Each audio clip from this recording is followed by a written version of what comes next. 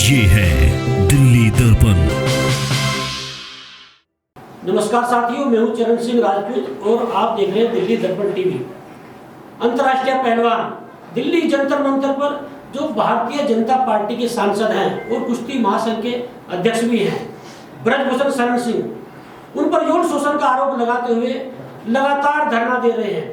और आपने देखा ये जो धरना दिल्ली में जंतर मंतर पर पहलवानों का चल रहा है, इसमें राजनीतिक दलों के नेता चाहे अरविंद केजरीवाल रहे हो, प्रियंका गांधी रही हो, दीपेंद्र हुड्डा रहे हो या भूपेंद्र हुड्डा रहे हो, उन लोगों के आने के बाद में ये जो आंदोलन दिल्ली जंतर मंतर पर चल रहा है उसका एक तरह से राजनीतिकरण होने लगा था। और गत रात में जिस तरह से महिला पहलवानों के साथ में दिल्ली पुलिस ने हाथापाई की और उस हाथापाई के बाद में जिस तरह से दिल्ली जंतर मंतर पर एक आक्रोश का माहौल देखा गया, और उसी दिन आपने देखा जिस तरह सुप्रीम कोर्ट ने जो महिला पहलवानों की केस है वहां पर सुनवाई करने से इनकार कर दिया और कहा कि आप लोग हाई कोर्ट जाइए।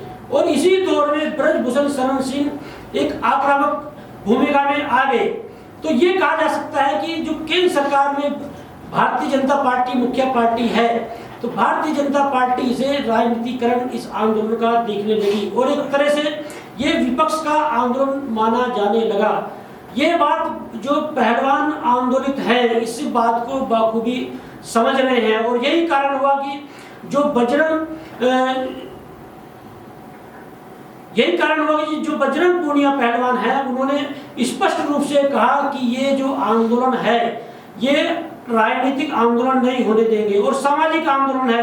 एक तरह से जो राजनीति नेता वहां पर पहुंच रहे थे उनका एक तरह से इस आंदोलन में जो प्रतिबंध लगा दिया गया है। और यही कारण है कि किसान नेता, समाज सेवी और जो फौजी वकील और आम आदमी इस आंदोलन में जुट रहे हैं। ये कहा जा सकता है कि आज की तारीख में जो पहलवानों का ये आंदोलन जंतर मंतर पर चल रहा है जन आंदोलन का रूप ले चुका है। और जिस तरह से ये माना जा रहा था कि जिस किसान आंदोलन की तरह इन पहलवानों के आंदोलन का भी राजनीतिकरण किया जा सकता है या विपक्ष के नेता इस आंदोलन का फायदा उठा सकते हैं।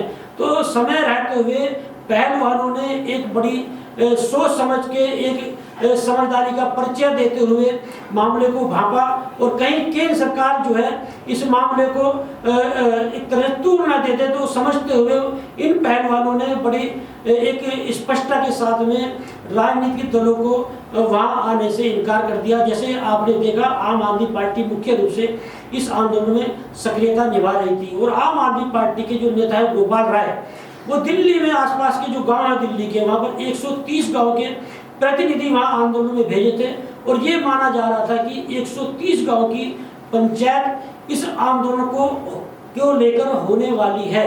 लेकिन बजरंग पूनिया ने स्पष्ट रूप से उस पंचायत की कोई तवज्जो नहीं दी है और ये अब आंदोलन ये कहा जा सकता है कि बड़ा आंदोलन रूप ले रहा है और जन आंदोलन का रूप लेने की वजह से अब ये आंदोलन इस आंदोलन में निखार आएगा।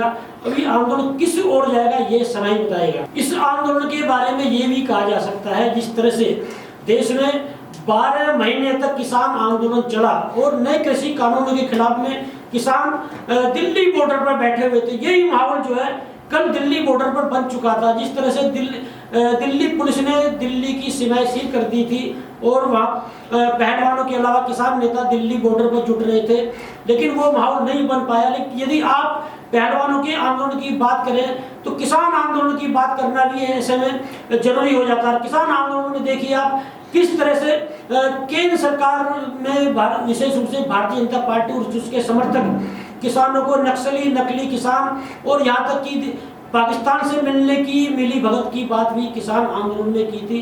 एक तरह से किसान आंदोलन को विफल करने की भारतीय जनता पार्टी की रणनीति थी। लेकिन किसानों का जो आंदोलन 13 महीने चला और उस 13 महीने का ये परिणाम हुआ कि खुद प्रधानमंत्री नरेंद्र मोदी जी को आगे बढ़कर देश से माफी मांगनी पड़ी और जो नए कृषि कानून थे उन्हें वापस लेना पड़ा।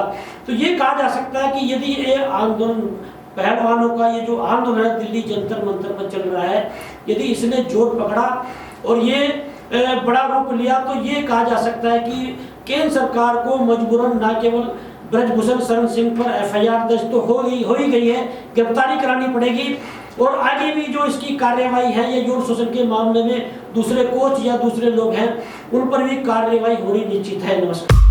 लेटेस्ट खबरों के लिए सब्सक्राइब करें हमारा YouTube चैनल या फिर लॉग ऑन करें www.delhidarpantv.com। खबरों की कवरेज और विज्ञापनों के लिए संपर्क करें इस नंबर पर।